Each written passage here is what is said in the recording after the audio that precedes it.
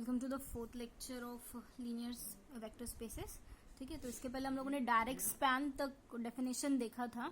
आज थोड़ा आगे बढ़ते हैं, डायरेक्ट स्पैन के कुछ प्रॉब्लम्स भी देखते हैं। ठीक है, अगर हम लोग यहाँ पे एक नोट लिखा हुआ है, अगर हम दो सबस्पेस लेते हैं वेक्टर स्पेस V के, जैसे सपोज अगर हमने U और W एक दो सबस्पेस लिया है वेक्टर स्पेस V के, तो अगर हमारा U जो है वो x1 x2 x3 के फॉर्म में है, जिसमें ये तीनों वेक्टर V3 को बिलोंग कर रहे हैं, और W जो है x1 x2 x3 के फॉर्म में जिसमें V3 को ये सारे वेक्टर्स बिलोंग कर रहे हैं। ठीक है, पर U में कंडीशन क्या है कि वो जो उसका लास्ट वेक्टर जो है वो फर्स्ट वेक्टर्स का एडिशन होगा। ये U का कंडीशन है। दैट मीन्स कि उसके सारे एलिमेंट जो है वो x1 x2 कुछ भी हो सकते हैं, पर x3 जो है वो इन दोनों वेक्टर्स का एडिशन ही होगा। ठीक है, वैसे एलिमेंट जो है वो वेक्टर U में आएंगे। और W में कैसे आएंगे? W में जो है वो तीनों इक्वल एलिमेंट्स आएंगे, यानी ऐसे एलिमेंट जो इक्वल हो, ऐसे वेक्टर जो इक्वल हो वैसे आएंगे। जैसे सपोज अगर हम 1 1 1 ले रहे हैं, तो ऐसे नंबर ऑफ वेक्टर, ऐसे वेक्टर जो है वो W में आएंगे। और U में कैसे आएंगे? U में जैसे अगर 1 2 ले रहे हो तो यहाँ पे 3, इस तरीके से वेक्टर्स जो है वो U में आ रहे हैं। तो अगर हम ऐसे वेक्टर्स लेते हैं तब हम क्या देखेंगे कि हमारा जो V3 यानी ये जो स्पेस बन रहा है वो कैसे बन रहा है? इन दोनों के एडिशन से बन रहा है। ठीक है, यानी अगर हमारा स्पेस वेक्टर स्पेस V3 ये है, तो यहाँ पे ये जो U है और ये जो रिमेनिंग टोटल है वो क्या रहेगा? W रहेगा। जैसे तो ये W रहेगा और ये U रहेगा। ठीक है, यहाँ पे इस तरह के कंडीशन वाले वेक्टर्स सेटिस्फाई होंगे और यहाँ पे इस तरीके के कंडीशन वाले वेक्टर्स जो है वो सेटिस्फाई होंगे। आप क्या देखोगे कि ये डायरेक्ट सम है। डायरेक्ट सम है, डायरेक्ट सम आप कब कहते हो? डायरेक्ट सम अगर आप कहते हो U direct sum of W, तो उसमें उसका मतलब क्या होता है कि U प्लस W होना चाहिए और U इंटरसेक्शन W जो है वो क्या होना चाहिए? 5 होना चाहिए। तो आप देखोगे कि ये 1 1 जो है, ये कोई भी ये वेक्टर कभी भी इस वेक्टर के बराबर नहीं हो सकता। दैट मीन्स कि ये जो है कंडीशन वो सेटिस्फाई हो रही है ना। 1 1 1 जो है 1 2 3 के बराबर कभी नहीं हो सकता। इसलिए इन दोनों वेक्टर का इंटरसेक्शन जो है वो हमेशा क्या रहेगा? 0 रहेगा।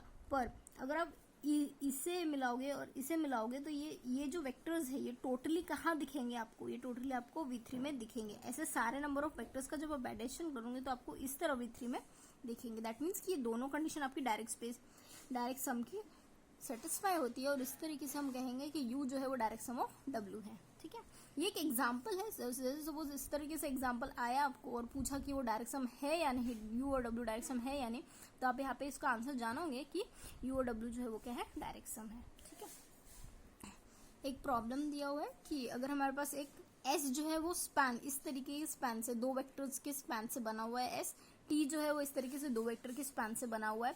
हमें क्या बताना है कि S इंटरसेक्शन T और S प्लस T का वैल्यू क्या आएगा? इन दोनों का वैल्यू क्या आएगा ये हमें बताना है। ठीक है, तो इसको अगर आपको सिंप्लीफाई करना है तो आप क्या करोगे? सबसे पहले सेट A लोगे। इस सेट A में ये दोनों वेक्टर्स हैं, ये सेट है। ठीक है, और ये क्या था? Linear span of S contains 2 vector, है ना।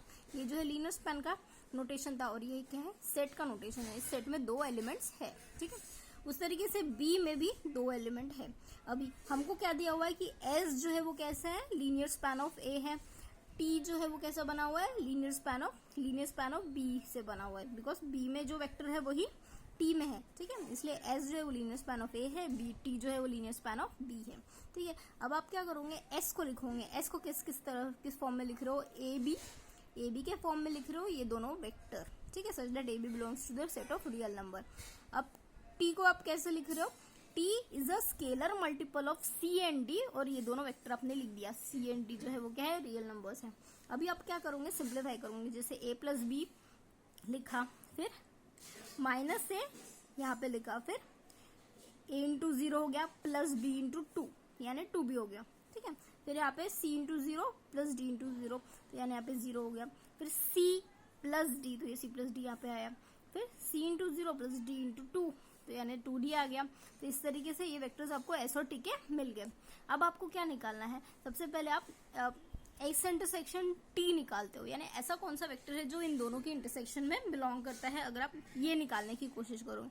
अब इंटरसेक्शन में कैसे एलिमेंट आते हैं, इंटरसेक्शन में वही एलिमेंट आते हैं जो उन दोनों के सेट में कॉमन हो। तो इसलिए आप क्या करोगे, एक्स वाई जेड जो है वो कॉमन मानोगे एस इंटरसेक्शन टी में, ठीक है। तो दैट मीन्स कि एक्स वाई जेड जो है वो एस में भी बिलोंग कर रहा है और एक्स वाई जेड जो है वो टी में भी बिलोंग कर रहा है। इसका मतलब क्या हुआ, एक्स वाई जेड जो है वो किसके बराबर होगा, इसके बराबर होगा, इक्वल टू इसके बराबर होगा।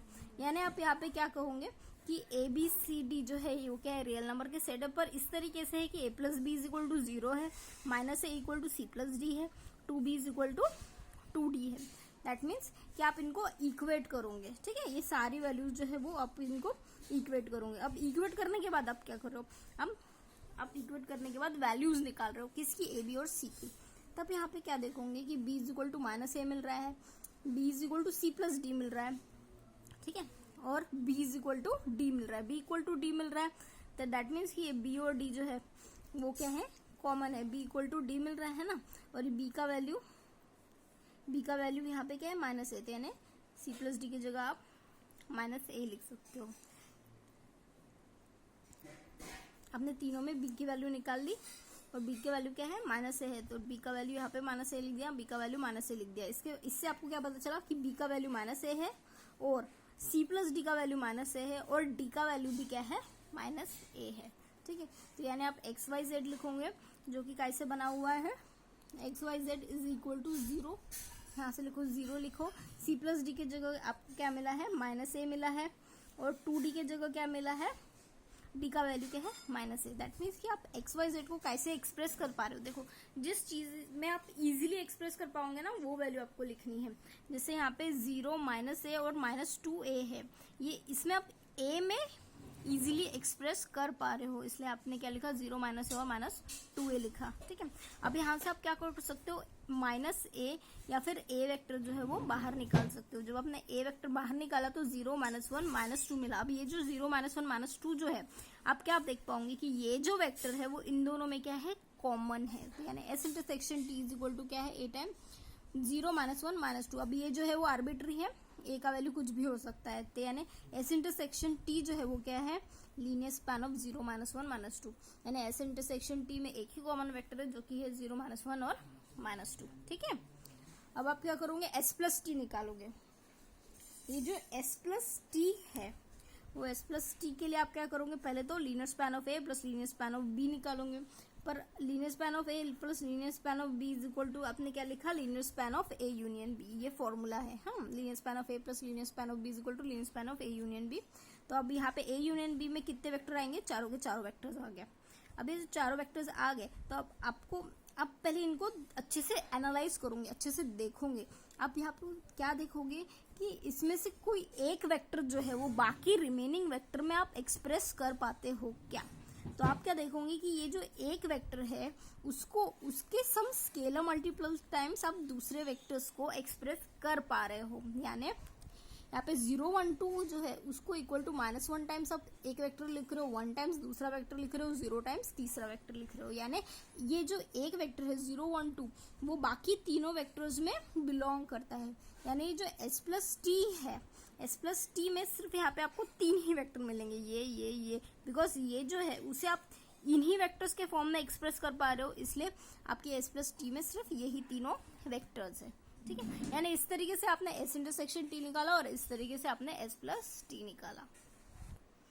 नेक्स्ट है let U and W be two subspaces of vector space V and Z equal to U plus W. देखो अगर हम u और w दो वेक्टर सबस्पेस मांगते हैं वेक्टर स्पेस v का, जिसमें z जो है वो u प्लस डब्ल्यू से बना हुआ है, तो अगर z u प्लस डब्ल्यू से बना हुआ है तो हम क्या कहेंगे कि z जो है वो डायरेक्ट सम ऑफ w कब रहेगा, डायरेक्ट सम ऑफ w से कब रहेगा, जब हर एक वेक्टर जो कि z में बिलोंग कर रहा है उसे हम कैसे एक्सप्रेस कर सकते हैं, u प्लस डब्ल्यू से एक्सप्रेस कर पाएंगे, ठीक है। हर एक वेक्टर को हम कैसे एक्सप्रेस कर पाएंगे, u प्लस डब्ल्यू से एक्सप्रेस कर पाएंगे uniquely for any z belongs to capital Z, ठीक है। तो फॉर अगर z equal to U plus W हम लिख रहे हैं तो स्मॉल एलिमेंट u जो है वो कैपिटल u को बिलोंग करेगा और w जो है वो कैपिटल w को बिलोंग करेगा, ठीक है। तो इस तरीके से अगर हम v लेते हैं, ये z है, तो ये जो u है और ये जो W है, उसमें से अगर कोई भी एक एलिमेंट अगर Z है तो इसको हम कैसे एक्सप्रेस करेंगे, स्मॉल u से और स्मॉल w से, ठीक है।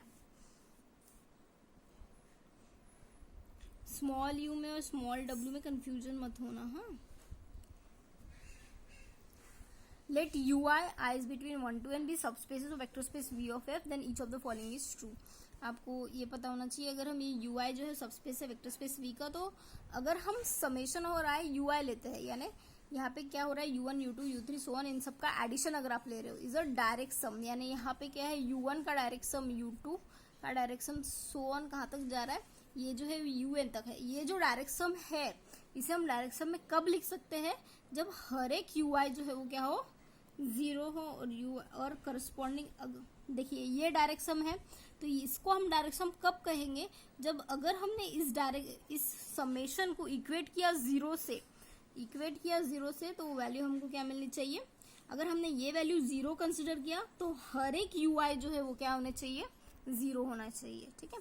यानी अगर ये मैं कह रही हूँ कि u1 to un direct sum है तो इसका मतलब क्या हुआ कि अगर मैं summation of ui equal to 0 लेती हूँ तो इसका मतलब क्या हुआ कि हर एक ui, देखिए समेशन ये साइन दिया हुआ है, ये कंडीशन जो है ये इफ एंड ओनली की कंडीशन है ना, कि अगर ये साइन मानते हो ट्रू है तो ये भी साइन आपको ट्रू माननी पड़ेगी, या फिर अगर आप ये साइन ट्रू मानते हो तो ये साइन ऑब्वियसली इजीली ट्रू हो जाएंगी, ठीक है। तो यहाँ पे क्या दिया है कि ui अगर डायरेक्ट सम है तो ui डायरेक्ट सम रहेगा, तो इसका मतलब क्या हुआ कि अगर आपने समेशन को 0 से इक्वेट किया, इनके सम को 0 से इक्वेट किया तो क्या होगा, हर एक ui जो है वो क्या होगा, 0 होगा। देखिए ये डायरेक्ट सम है इसलिए यहाँ पे डायरेक्ट सम का साइन लगा। अब समेशन ऑफ ui जो लिखा है उसमें कैसा होगा, u1 u2 इस तरीके से, यहाँ पे un इक्वल टू 0, ठीक है, ये समेशन का मतलब है। नेक्स्ट है summation i is equal to 1 to n ui is a direct sum. अभी ये डायरेक्ट सम है तो कब होगा, जब उनका इंटरसेक्शन हर एक एलिमेंट का दूसरे सेट से अगर हम लोगे तो इंटरसेक्शन 0 आना चाहिए। तो डायरेक्ट सम में तो यही होता है कि आप उनका एडिशन करोगे तो आपको पूरा सेट मिलेगा, इंटरसेक्शन करोगे तो 0 मिलेगा। सेम यहाँ पे एडिशन के लिए यहाँ पे एक एलिमेंट 0 ले लिया, 0 ऐड, पूरा एलिमेंट ऐड करके दिखाने के बजाय सबको एक 0 से इक्वेट करो और हर एक एलिमेंट 0 बताओ और इंटरसेक्शन जो है वो 0 बताओ, इतना ही करो तो दैट मीन्स कि वो डायरेक्ट सम हो जाएगा करके, ठीक है। नेक्स्ट है लीनियरली इंडिपेंडेंट। तो लीनियरली इंडिपेंडेंट हम कब कहेंगे, सबसे पहले तो लीनियरली डिपेंडेंट में क्या होता है, लीनियरली डिपेंडेंट में जो स्केलर्स है वो 0, एक हाथ स्केलर जो है वो 0 नहीं होता है, नॉट ऑल स्केलर्स आर 0, ठीक है। सारे के सारे स्केलर जो है वो 0 नहीं होते, पर अगर सारे के सारे स्केलर 0 हो गए तो हम उसी को क्या कहेंगे, लीनियरली डिपेंडेंट सेट कहेंगे, ठीक है। Let V be a vector space over F. A set of vectors in V is said to be linearly dependent over F if there exist scalars, not all zeros. यानी सबके सब zeros नहीं होने चाहिए। जैसे alpha 1 V1 to alpha n Vn अगर हमने equate किया 0 से तो हमको अगर सारे के सारे स्केलर्स 0 नहीं मिलने चाहिए तब वो लीनियरली इंडिपेंडेंट होता है, पर अगर सारे के सारे स्केलर्स 0 हो गए तो वो लीनियरली इंडिपेंडेंट हो गए, ठीक है। नेक्स्ट नोट है कि V1 टू Vn अगर वेक्टर है और वो लीनियरली डिपेंडेंट है, तो अगर लीनियरली डिपेंडेंट सेट है तो यानी वो जो वेक्टर्स है वो क्या होने चाहिए, लीनियरली डिपेंडेंट ओवर V होना चाहिए। देखिए ये वेक्टर्स हैं, अब ये वेक्टर जो है वो V को बिलोंग कर रहे हैं हमारे वेक्टर स्पेस को। अगर ये वेक्टर लीनियरली डिपेंडेंट है तो इसका मतलब क्या हुआ कि अगर हमने इनका सेट ऑफ वेक्टर्स भी लिया, ये सेट ऑफ वेक्टर्स भी कैसे होंगे, लीनियरली डिपेंडेंट रहेंगे फील्ड में, ठीक है। और अगर ये वेक्टर लीनियरली इंडिपेंडेंट है तो वही सेट ऑफ वेक्टर जो है वो लीनियरली इंडिपेंडेंट रहेंगे किस पे, फील्ड में। यहाँ पे आप वेक्टर्स जो है वो वेक्टर स्पेस में ले रहे हो और यहाँ पे ये जो वेक्टर्स है वो कहाँ ले रहे हो, फील्ड में ले रहे हो, ठीक है। अगर वेक्टर स्पेस में वेक्टर्स लीनियरली डिपेंडेंट है तो फील्ड में भी वेक्टर्स लीनियरली डिपेंडेंट होंगे। अगर वेक्टर स्पेस में वेक्टर्स लीनियरली इंडिपेंडेंट है तो फील्ड में भी वो लीनियरली इंडिपेंडेंट होंगे, ठीक है।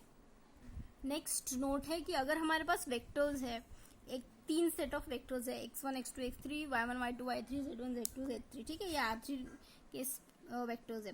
तो अभी ये जो वेक्टर्स है वो लीनियरली इंडिपेंडेंट कब होंगे, इन वेक्टर्स को आप लीनियरली इंडिपेंडेंट कब कहोगे, जब आप इसका डिटरमिनेंट निकाल रहे हो वो डिटरमिनेंट नॉट इक्वल टू 0 आ रहा है। तो अगर determinant not equal to 0 that means कि वो सेट ऑफ वेक्टर्स क्या है, लीनियरली इंडिपेंडेंट है, ठीक है। ये इजी तरीका है, अगर वो वेक्टर्स का डिटरमिनेंट नॉट इक्वल टू 0 तो सेट ऑफ वेक्टर्स क्या रहेंगे, लीनियरली इंडिपेंडेंट रहेंगे। If v1 to vn are linearly independent vectors then each vi is not equal to 0।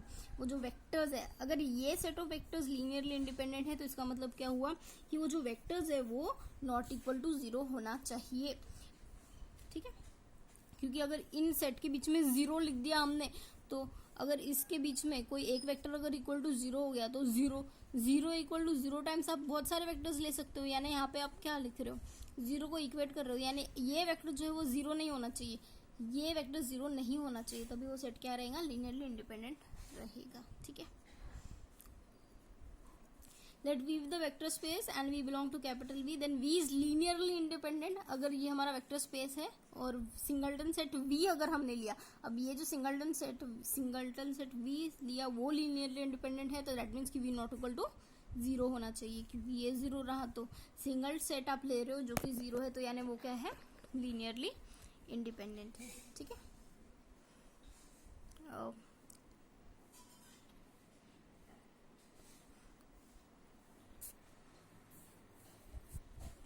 Next है the vectors v1 v2 are linearly dependent. ये जो vectors है वो linearly dependent कब रहेंगे, जब एक स्केलर जो है वो दूसरे का मल्टीपल रहता है, तब वो लीनियरली डिपेंडेंट रहता है। जैसे अगर आप ले रहे हो सेट ऑफ वेक्टर्स 2 और 4, इसमें आप क्या देख रहे हो कि 4 जो है वो 2 टाइम्स हमारा वेक्टर v1 है ना। अगर हमने इसको v1 माना, v1 इज इक्वल टू 2 और ये माना v2, तो यहाँ पे आप क्या देख रहे हो, 4 is equal to 2 times v1 है ना।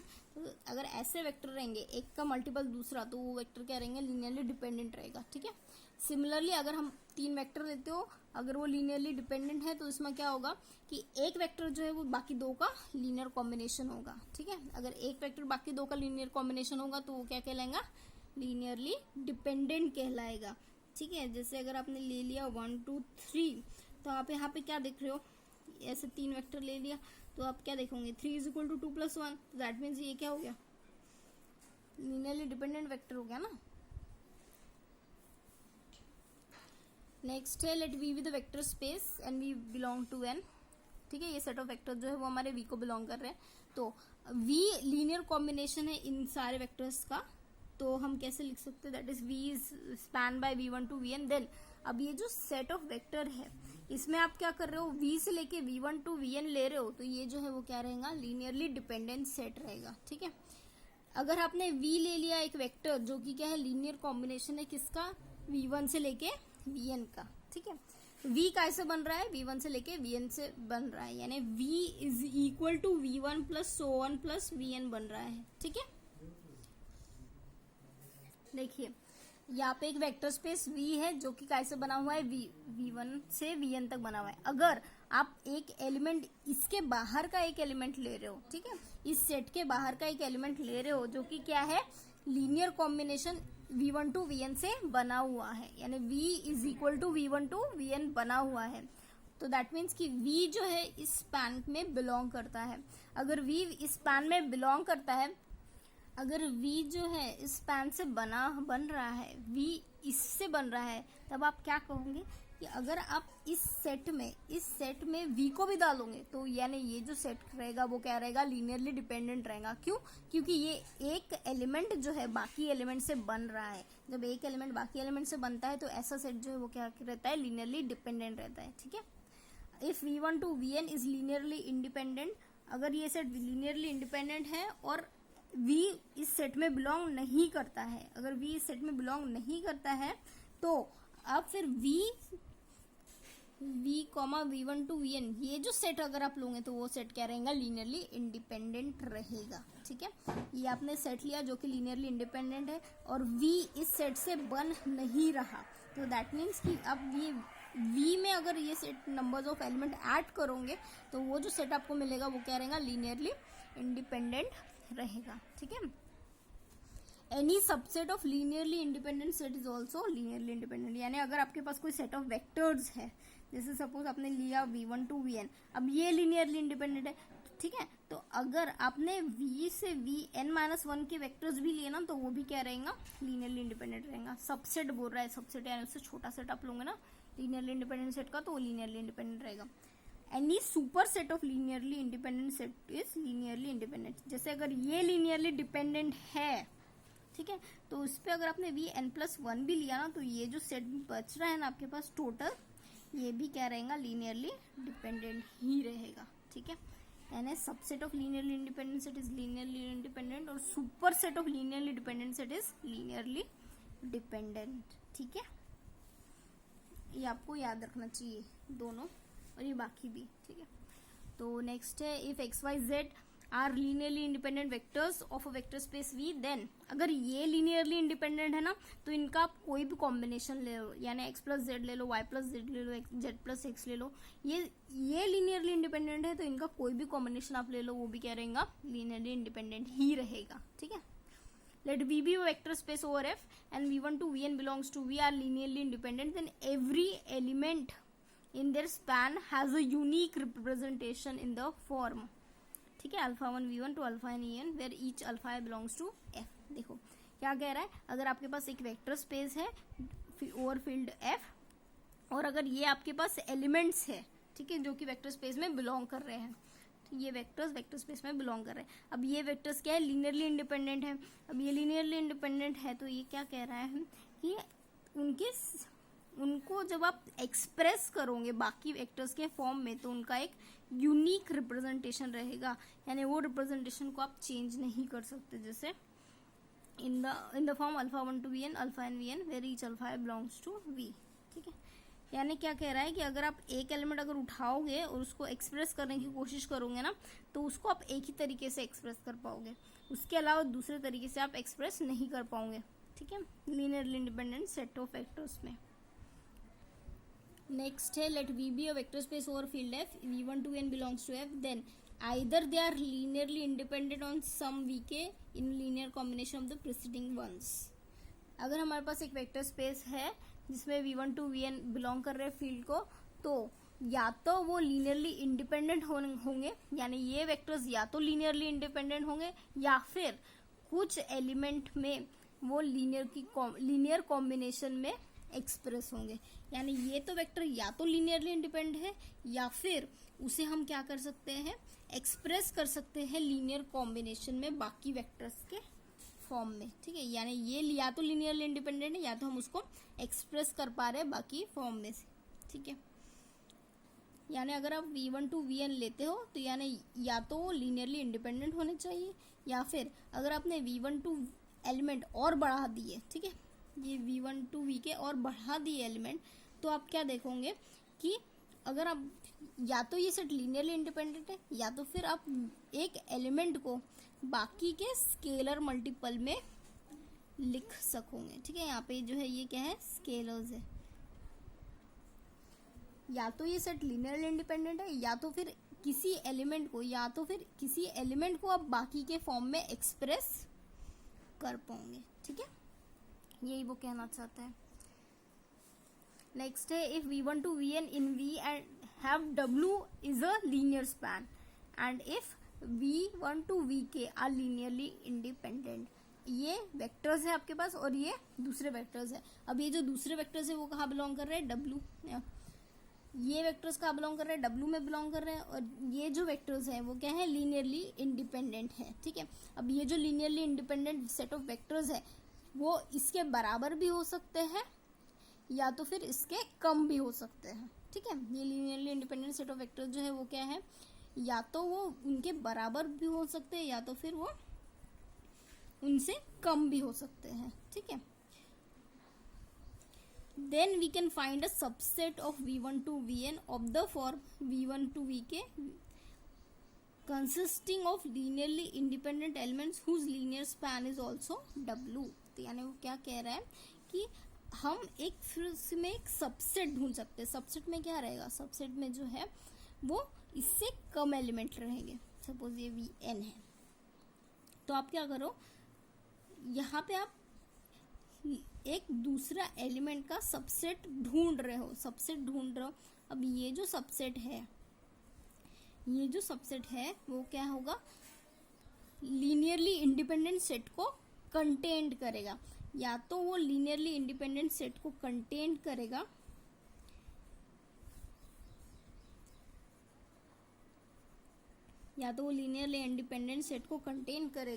और ये जो सबसेट है वो कहाँ रहेगा, उसका जो लीनियर स्पैन है वो W में रहेगा, उसका लीनियर स्पैन जो है वो W में रहेगा। यानी ये जो एलिमेंट है वो हम लोग W के लीनियर स्पैन में देखेंगे, ठीक है, W के लीनियर स्पैन में देखेंगे, ठीक है। ये वाला जो है ना वो आप एग्जाम्पल से समझ जाओगे, ये वाला जो है वो 9th वाला आप एग्जाम्पल से समझ जाओगे, ठीक है। देखो क्या कह रहा है, फिर भी मैं बता दे रही हूँ। अगर आपके पास कोई सेट है, सेट ऑफ वेक्टर्स है, तो अब इस सेट ऑफ वेक्टर्स में, ये सेट ऑफ वेक्टर्स है, अब इस सेट ऑफ वेक्टर्स में आप क्या कर सकते हो, या तो लीनियरली इंडिपेंडेंट सेट ढूंढ सकते हो, और वो जो लीनियरली इंडिपेंडेंट सेट आपको मिला है उस लीनियरली इंडिपेंडेंट का सेट का स्पैन जो है वो काय में रहेगा, इन वेक्टर्स में ही रहेगा, ठीक है। इन लीनियरली इंडिपेंडेंट सेट का स्पैन जो है वो इन सेट ऑफ वेक्टर्स में ही रहेगा, ठीक है। नेक्स्ट है, if V is a finite dimensional vector space then it contain a finite set of linearly independent elements whose span is V। अगर हमारे पास कोई फाइनाइट डायमेंशनल वेक्टर स्पेस है तो ये जो फाइनाइट डायमेंशनल वेक्टर स्पेस है वो क्या कंटेन करता है, सेट ऑफ वेक्टर्स का कंटेन करता है जो कि क्या है, लीनियरली इंडिपेंडेंट है, और जिसका स्पैन जो है वो क्या है, V है। आप एक बात याद रखिए कि जो स्पैन होता है वो थोड़ा सा बड़ा होता है, और उस स्पैन के एलिमेंट जो है, स्पैन के एलिमेंट में जो है वो लीनियरली इंडिपेंडेंट एलिमेंट रहते हैं। या तो उसके सारे एलिमेंट लीनियरली इंडिपेंडेंट रहेंगे, या तो फिर उसके कुछ एलिमेंट लीनियरली इंडिपेंडेंट रहेंगे, ठीक है। वो जो है वो उसका क्या रहता है, स्पैन रहता है, उसे हम क्या कहते हैं, लीनियर स्पैन कहते हैं। तो वो यही कह रहा है, अगर आपके पास कोई फाइनाइट डायमेंशनल वेक्टर स्पेस है और V1 to Vn अगर लीनियरली इंडिपेंडेंट सेट है तो उसका स्पैन जो है वो काय में रहेगा, V में रहेगा। ये जो स्पैन है उसका काय में रहेगा, इस स्पैन का डेफिनेशन स्पैन, इसका स्पैन जो है वो काय में रहेगा। यानी क्या कह रहे हैं, linear independent set of vector जो है वो काय में रहेंगे, स्पैन में रहेंगे, ठीक है। अभी ये एक एग्जांपल से थोड़ा क्लियर होगा आपको। अगर आप एक सेट ले रहे हो जिसमें आपके पास 4 वेक्टर है, अब और इसमें आपको क्या करना है, ये लीनियरली डिपेंडेंट सेट है, ठीक है। तो आपको क्या करना है, locate one of the vector that belong to the span of the previous one. यानी आपको एक ऐसा वेक्टर बताना है जो कि बाकी वेक्टर से बना हुआ हो, है ना, तभी वो लीनियरली डिपेंडेंट बोल रहा है। Also find the largest linearly independent subset, और आपको बताना है कि लीनियरली इंडिपेंडेंट सबसेट कौन सा होगा जिसका स्पैन जो है वो इसके स्पैन के बराबर हो, ठीक है। यानी यहाँ पे इसके स्पैन में इतने एलिमेंट आ जाए, ठीक है। तो आपको क्या करना है, लीनियरली इंडिपेंडेंट सेट निकालना है, लीनियरली डिपेंडेंट सेट निकालना है। ये 2 चीजें आपको मेनली निकालनी है, ठीक है। तो आप क्या करोगे, सबसे पहले एक सेट लोगे जिसमें 4 एलिमेंट जो है वो आप लिखोगे। अब आप क्या देख रहे हो कि ये एक एलिमेंट जो है वो बाकी एलिमेंट से बन रहा है ना, -1 3 0 जो है वो A टाइम्स 1 1 2 B टाइम्स -1 और C टाइम्स, ठीक है। आपने ये एक सेट को बाकी तीनों में एक्सप्रेस किया, ABC निकाला। अब ABC निकालने के बाद अब आप जो है वो वैल्यू निकालोगे, A का वैल्यू, B का वैल्यू, C का वैल्यू। तो आपको A का वैल्यू तो नहीं मिला, C का वैल्यू मिला और B का वैल्यू मिला। अब C का वैल्यू और B का वैल्यू मिला तो आप क्या करोगे, A का वैल्यू 0 पुट कर दोगे। A का वैल्यू 0 पुट करोगे तो C का वैल्यू क्या मिलेगा, हाफ, B का वैल्यू क्या मिलेगा, -3/2। यानी यहाँ पे 3 वेक्टर आपको, मतलब एक पेयर ऑफ वेक्टर जो है वो आपको मिल गया, ठीक है। यानी अगर आप यहाँ पे A की जगह 0 पुट करो, B की जगह -3/2 पुट करो, C की जगह हाफ पुट करो, तो यानी -1 3 0 2 को आप ये बाकी वेक्टर्स में एक्सप्रेस कर पा रहे हो, ठीक है। यानी आप क्या बता रहे हो कि -1 3 0 जो है वो क्या है, लीनियरली डिपेंडेंट वेक्टर है, ठीक है। तो यानी इससे आप क्या बता दिया कि -1 3 0 जो है वो लीनियरली डिपेंडेंट वेक्टर है जो कि बाकी तीनों एलिमेंट से बना हुआ है। देयरफॉर S जो है वो क्या है, इसलिए हमारा सेट जो है वो लीनियरली डिपेंडेंट सेट हुआ। अब ये लीनियरली डिपेंडेंट सेट हुआ तो हम क्या ले रहे हैं, span of S। Span of S में हम लोग क्या डाल रहे हो, बाकी के 3 एलिमेंट ही डाल रहे हैं, क्योंकि वो जो एलिमेंट है वो तो लीनियरली डिपेंडेंट हो गया। तो लीनियरली डिपेंडेंट हो गया तो बाकी के 3 एलिमेंट डाल रहे हैं। अब बाकी के 3 एलिमेंट डाल रहे हो तो आप फिर से चेक कर रहे हो कि ये एक एलिमेंट जो है वो बाकी एलिमेंट से बना है या नहीं। तो इसलिए आप क्या करोगे, 1 3 3 को लिखोगे अल्फा टाइम्स 1 और बीटा टाइम्स दूसरा वेक्टर। तो इसमें भी आप अल्फा और बीटा का वैल्यू निकालोगे। जब आप अल्फा और बीटा का वैल्यू निकालोगे तो आप क्या देखोगे कि आप एक वेक्टर को बाकी वेक्टर्स में एक्सप्रेस कर पा रहे हो। यानी इसका मतलब क्या हुआ कि 1 3 3 जो है वो क्या है, लीनियरली डिपेंडेंट हो गया। तो लीनियरली डिपेंडेंट हो गया यानी ये भी हमारे पास 2 ही वेक्टर से बना हुआ है। तो यानी ये वेक्टर जो है वो बाकी के स्पैन में, इन दोनों के स्पैन में है। तो इसका मतलब क्या हुआ कि हमने क्या लिखा, 1 3 3 इन दोनों के स्पैन में है, ठीक है। तो दैट मीन्स कि आप क्या लिख रहे हो कि आपका ये जो तीनों वेक्टर थे, ये तीनों वेक्टर 2 ही वेक्टर के बराबर है। ठीक है, यानी linear span of S is equal to linear span of A. यानी यहाँ पे आपको ये जो एस लिया था वो एस किसके बराबर है, ए के बराबर है। क्यों? क्योंकि आप एक वेक्टर को बाकी के इसमें एक्सप्रेस कर पा रहे हो ना, इन दोनों में एक्सप्रेस कर पा रहे हो, इसलिए linear span of S is equal to linear span of A लिखा, जिसमें ए क्या है, ये दो वेक्टर्स है। ठीक है, तो यानी अब क्या आप कह रहे हो कि ये जो दो वेक्टर है वो क्या है, लीनियरली इंडिपेंडेंट है। ये दो वेक्टर लीनियरली इंडिपेंडेंट क्यों है? क्योंकि आप इन दोनों वेक्टर्स को यानी एक वेक्टर को दूसरे वेक्टर में एक्सप्रेस नहीं कर पाओगे, इसलिए ये जो सेट है वो क्या है, लीनियरली इंडिपेंडेंट है।